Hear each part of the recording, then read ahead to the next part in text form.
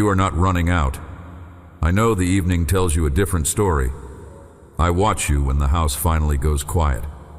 How you stand at the counter with one light on, adding up what remains of your strength, your patience, your faith. Reading the small total like a warning. The counting has become such an old habit that you hardly notice you're doing it anymore. I notice. I have been listening to that silent arithmetic for years. I have not turned away from it once. Some of the counting happens in numbers. Some of it happens in weight.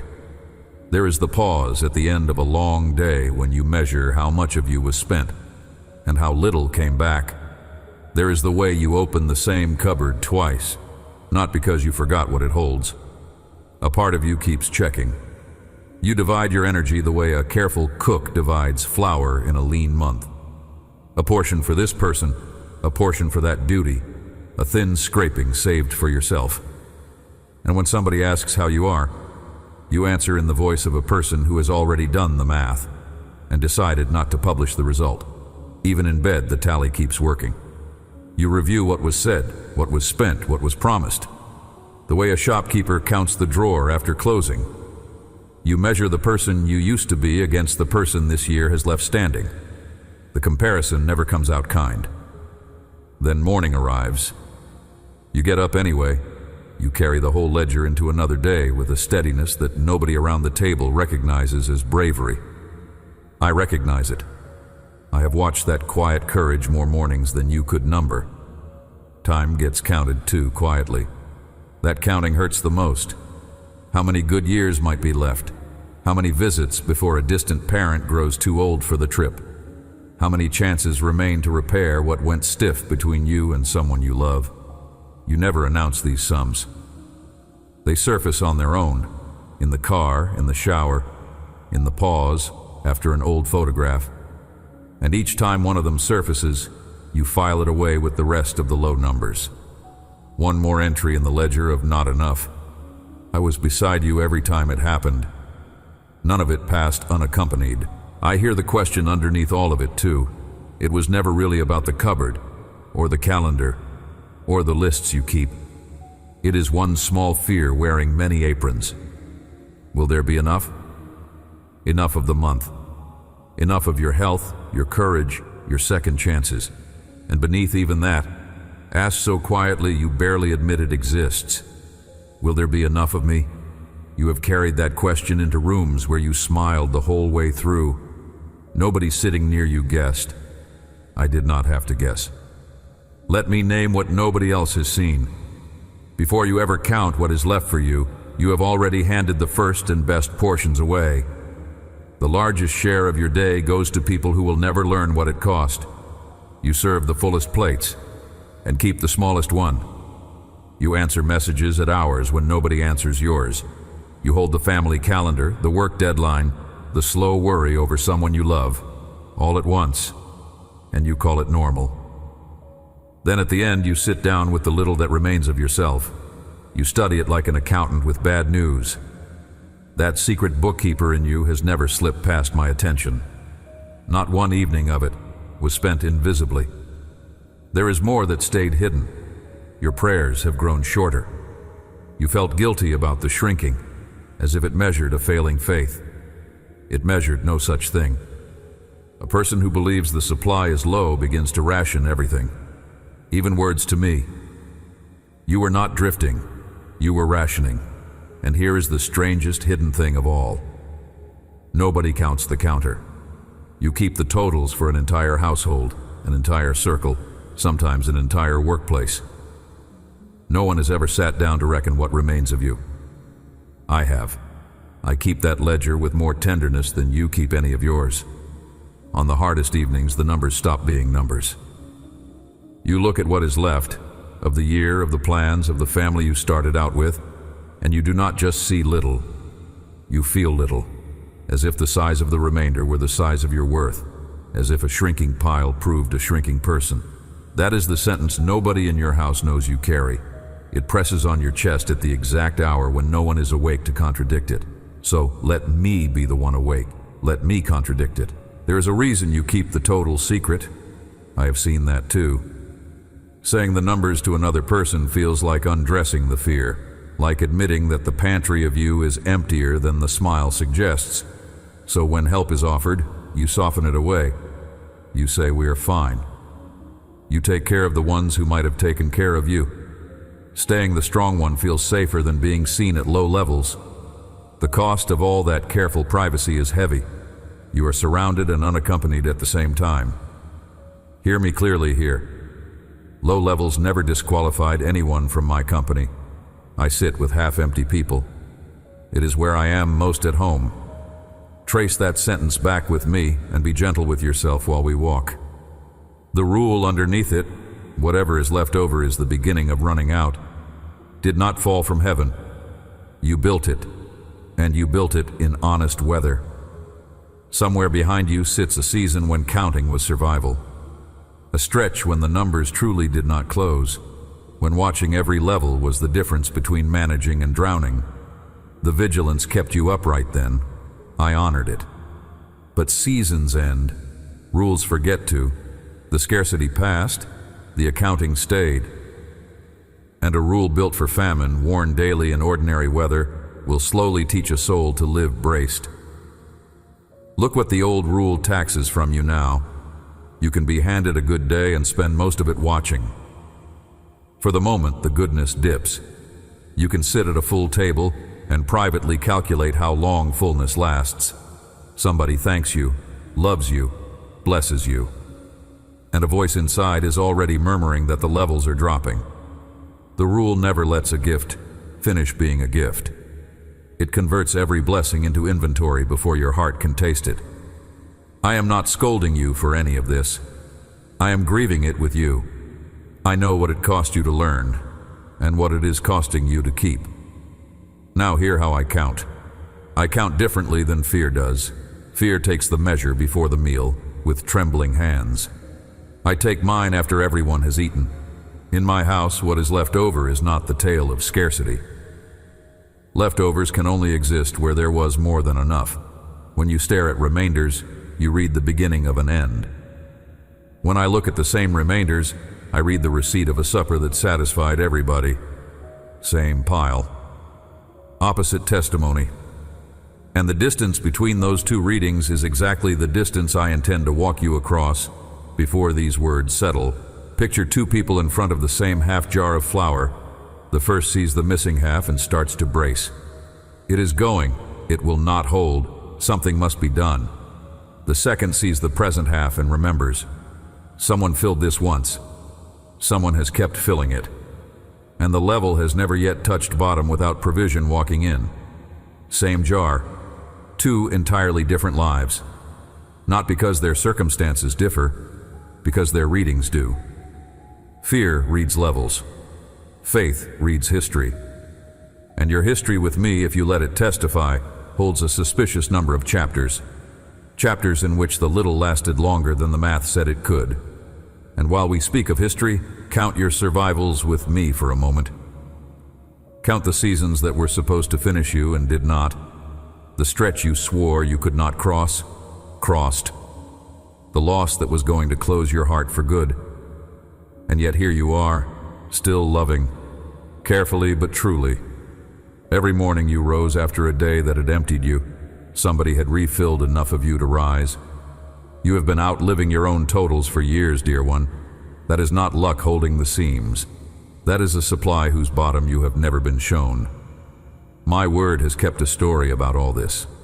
The largest supper I ever laid on open grass. People remember the multiplication. Almost nobody remembers the instruction I gave once the eating was over. Yet, that instruction, one short sentence spoken over broken bread, is the line I have been leading you toward since your kitchen counter. It was said for the ones who count. We are close to it now. Let it arrive unhurried. First, though, place your hand over the front of your throat, softly, and let it rest. Under your palm lies the narrow place where the honest sentence has been living, the one you never released. I'm afraid there will not be enough of me. You do not need to speak it to anybody. Let it simply be true for the length of one slow breath held under your own warm hand. I heard that sentence before it ever found words, and it did not cool my love, and it did not move my feet. Come out to that hillside with me now. Thousands of people on green grass beside a lake, far from any town, hungry after a long day of listening. My friends counted the crowd, then counted what little we carried. They ran the calculation every one of you knows by heart. Need on one side, supply on the other, despair in the gap. One of them announced that even a rich man's table could not stretch so far. Another brought forward a boy, a child holding 5 small barley loaves and 2 little fish, and apologized while he did it. What is this among so many? I had asked them the question myself. You should know. Where will we find bread for all these people? I asked it already knowing what I was about to do. Keep that close. Sometimes I hand my children a counting problem, not because I need the total. I want the counter standing near when the answer arrives. The math was never the point. The front row seat was. I did not laugh at the smallness. I received it. I lifted the loaves, gave thanks over them, and began to break. And the breaking would not run out. Hands kept reaching. Rows kept being served. The bread kept agreeing to be more. Everyone ate. Not politely, not carefully. Fully as much as they wanted, until the whole multitude leaned back satisfied on the grass. If the story stopped there, it would already be worth your evening. It does not stop there. When every person had finished, I gave an instruction nobody saw coming. I did not point at the crowd to tally how many had been served. I pointed at the ground, at the broken pieces lying where the people had eaten. Here is the sentence, exactly as my word keeps it. John 6:12-13. When they had eaten their fill, he told his disciples, "Gather up the leftover fragments, that nothing may be lost." So they gathered them up and filled 12 baskets with fragments from the 5 barley loaves left by those who had eaten. Stay inside that verse with me. Every phrase of it was written for a counter. When they had eaten their fill, mark where fragments come from. They are not the shortage. They are what abundance leaves behind once everyone is satisfied. On that hillside, the leftovers were not the sad end of a meal. They were the measurable proof that the meal had been bigger than the need. So receive the first correction for your arithmetic. In my economy, a remainder is not a warning. A remainder is a witness. The pile you keep studying testifies that provision has already been moving through your life, or there would be nothing on the counter to count. Gather up the leftover fragments. Notice who received that command. The only census I ordered that day was a census of what was left over, and I assigned it to the very men who had declared the situation impossible. Each of them had measured the crowd against the bread and quietly closed the case. Each of them now walked the grass, bending down, filling his arms with evidence against his own despair. 12 men, 12 baskets. I sent every doubter home, hugging the answer. When I set out to heal a person's fear, I rarely argue with it. I handed a basket and let it do the collecting. Think about what that walk did to those 12. An argument enters a man through the ears and gets debated. Evidence enters through the arms and gets carried. With every fragment they lifted, their own verdict, impossible, we ran the numbers, grew lighter and less true. I could have erased their doubt with a single word. I preferred to let their hands unlearn it, piece by piece. Until each man stood holding a full basket, he could neither explain nor deny. Some certainties cannot be taught. They have to be gathered, that nothing may be lost. Read the reason slowly. It is the heartbeat of the whole sign. I did not order the gathering because heaven runs short, nor because thrift is a virtue I need practiced. I ordered it because of what I am like. If my heart insists on keeping broken pieces of barley bread, torn, cooled, stepped around in the grass, then draw the conclusion those 12 baskets were pointing at all along. Consider what that same heart intends for the broken pieces of a person. Nothing about you has ever been the kind of leftover that gets scraped into the fire, not your fragments, not your crumbs, not the years you are ashamed to mention. Measure the mathematics of it. It will not sit still in your head. The supper began with 5 loaves. The leftovers alone filled 12 baskets. What came back outweighed what was brought. That is the physics of everything placed into my hands. Even its remainders outgrow its beginnings. A boy handed over a lunch and walked home behind a wall of baskets that his gift had become. So do not tell me your little is too little. Little is my preferred raw material. The question was never the size of what you hold. The question was always whose hands it lands in. I could have done it another way, you know. I could have sent the crowd off and rained down fresh loaves for my friends alone. Warm, whole, a private proof. Instead, I built their certainty out of the crumbs of the very meal they had just lived through. That is still my method. I do not usually hand a person confidence out of nowhere. I teach them to gather it from their own story. The survived seasons, the strange provisions, the doors that opened late but opened.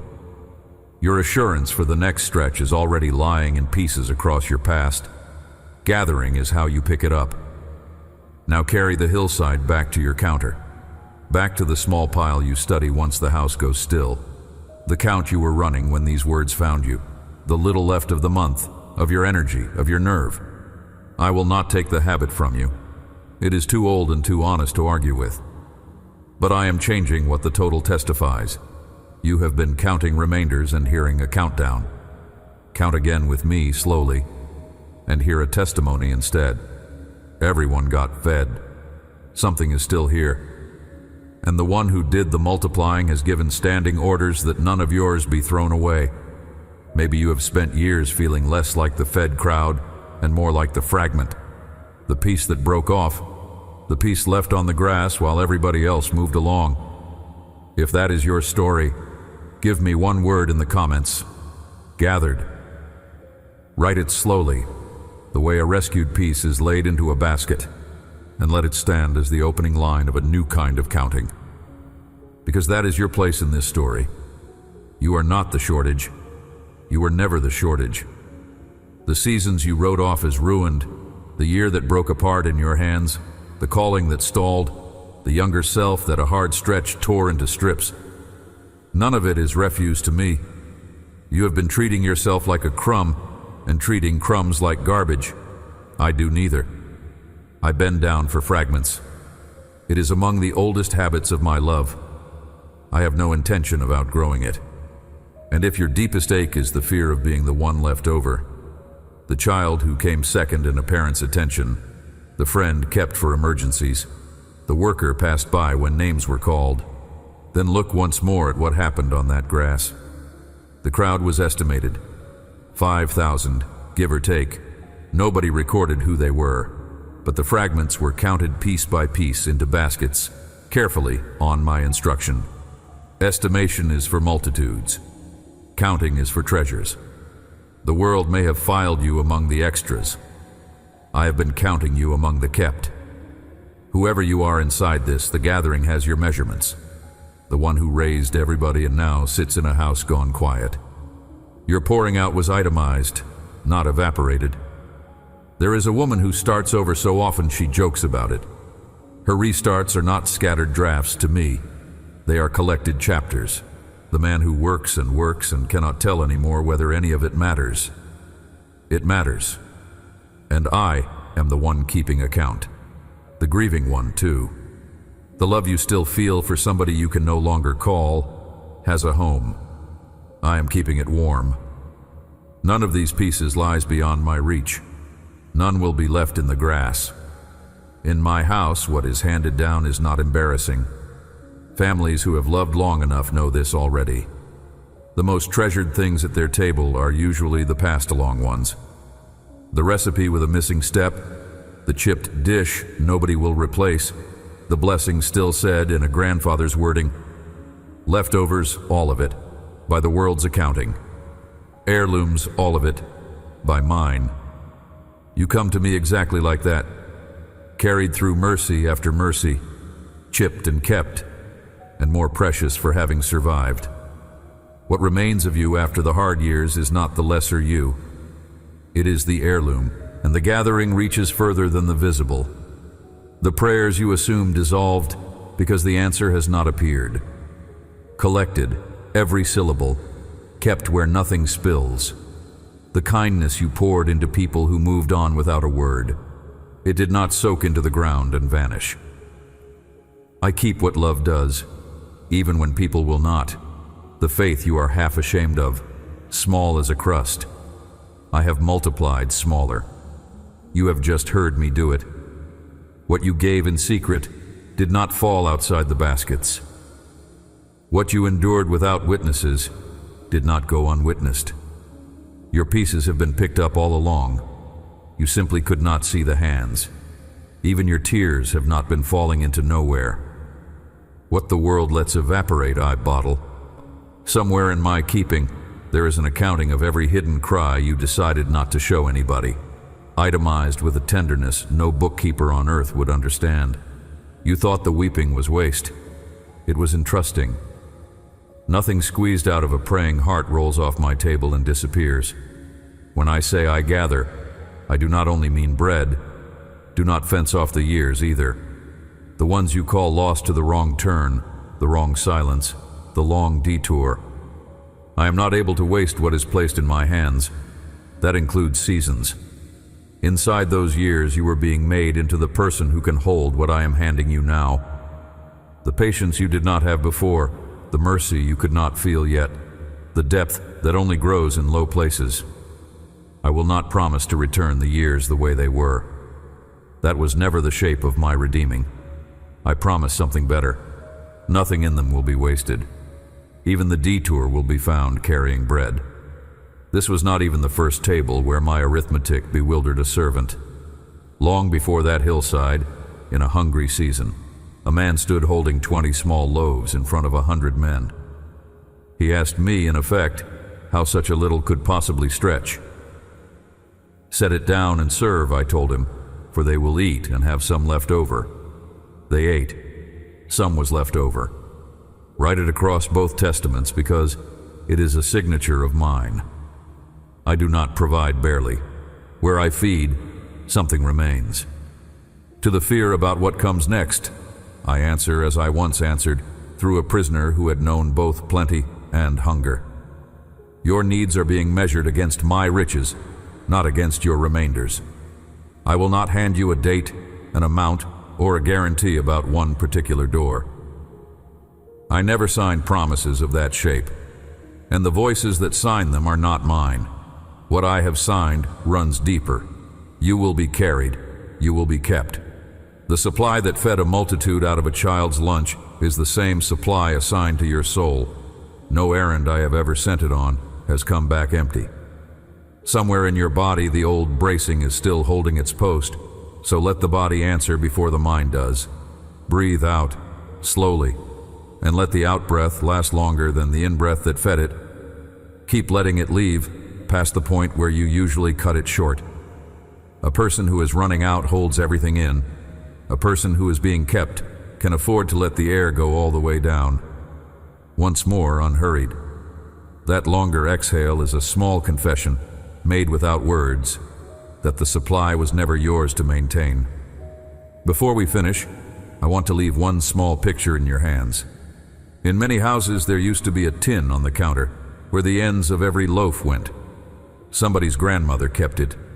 Hands that had lived through lean years and would not throw away even the heel of the bread.